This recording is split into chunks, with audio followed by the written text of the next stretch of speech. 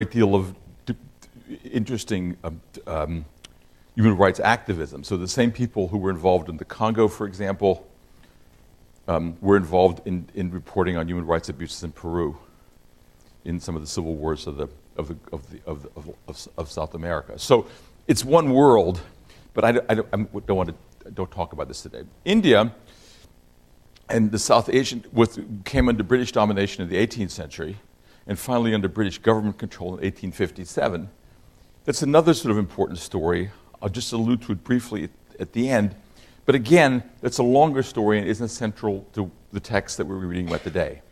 So what's central to the text that we're reading about today is what's called the Scramble for Africa, and which begins in the late 1870s.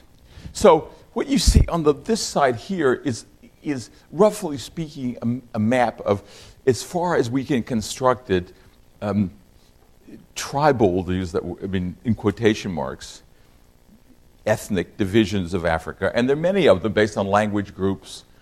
Many of these can be subdivided based on religions, but roughly speaking, there are many, many, many different cultural configurations. These borders are not real borders. These are isobars, if you will. Okay? Then, and there was very little European presence in Africa, except at the tip here and in northern Africa, where the French had colonized Algeria and Tunisia, in Morocco in the middle of the 19th century, and the Spanish parts of Morocco as well. So North Africa was colonized somewhat earlier. South Africa was colonized by the Dutch and then conquered by the British. But all of this vast continent in between came under European domination in this right now. And that's the story, that's the political context of the story that I want to tell you about. And roughly speaking then, growing out of a series of conflicts about the Suez Canal and the failure of the Egyptians to pay bonds, which caused the British to take over Egypt, which caused the French to be upset about the British being there, which caused all the other European powers to get their hands in. And so within a very short number of years, the Europeans laid claim to all of Africa. It's the most dramatic and quick land grab probably in world history. So that's the period we're talking about, and that's when the Congo, which is at the site of today's discussion, comes under European domination, but as you'll learn in a few minutes, under rather odd European European domination. So the second thing I wanted to show you, just the sense of this. So that's Africa. Now, if you just think of how Europeans imagine the world, and remember this, Marlowe is such a map in Heart of Darkness, the map in red. The British imagined their empire in red. And when they said the sun never sets on the British Empire, what they mean was, and this is for the popular culture, they actually literally meant, if you look at this and you look at those little graphs you see on airplanes of where the sun goes, where it's light and where it's dark, somewhere the sun is always shining on something that's red. It's kind of an amazing idea, that you imagine your people actually, in some sense, being in every single part of the globe. Right? So we talked about the notion of the universal. You can see the British begin to think that being British is being the universal person. It's a strange, it's weird. I just look at this map, and it's weird that you actually represent it this way. The United States may be a world dominant power, but you're slightly embarrassed to have a map that says all the places we control. It would seem kind of yucky. It was the contrary, and this tells you something about the period. So what you see here is another version of the African story that we told you: South Africa, Egypt, the Sudan here, Nigeria, the old colonies in Kenya, in Central Africa, the White Dominions, as they're called, Canada, Australia, New Zealand, India, Singapore, and so forth. Just what I really want you to get is this is the map that Marlowe had in mind. This is the map that Kurtz understood. They talked about the map in red. This is what they saw. And they represented themselves as bestriding this continent. So here we have Cecil Rhodes, after whom Rhodesia was named, one of the great African buccaneers, astride of the continent of Africa. He had the dream, and he almost succeeded, of being able to have red all the way from the tip of South Africa to the Suez Canal. As you remember, there's a little bit in between which they didn't control. And the United States, which in the late 19th century gets into this game, is the colossal of the Pacific.